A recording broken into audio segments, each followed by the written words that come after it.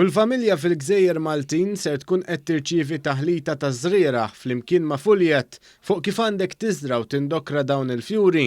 Fit-taħlita hemm inkluż 4 speċi differenti, dik tal-buttuniera, il-peprin aħmar, il-kamomilla u l-fidloqqom. Dan qed isir bħala parti minn inizjattiva tal-Unjoni Ewropea dwar il-biodiversità sabiex inkomplu nipproteġu in-natura. Nicolas Scerri, uffiċjal tal-Agrikoltura f'Ħdan Ambjent Malta, stqarra li dawn il-fjuri salvaġġi għandhom importanza kbira.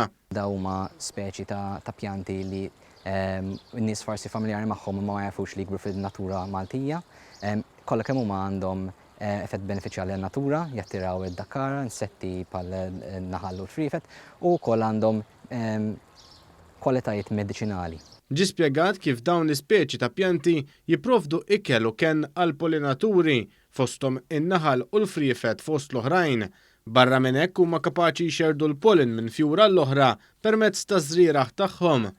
Il-Ministru għall-Ambjent Aron Farrugia stqar li dawn il-fjuri huma importanti għaliex barra li joffru l-ken lil pollinaturi 35% tal-ikel fid-dinja jiġi mir-raba li kienu mdakkra mill-pollinaturi u għalhekk it-tnaqqis tagħhom ikollu impatt negattiv fuq is-settur agrikolu kif ukoll fuq l-ekonomija globali u l-provisti tal-ikel.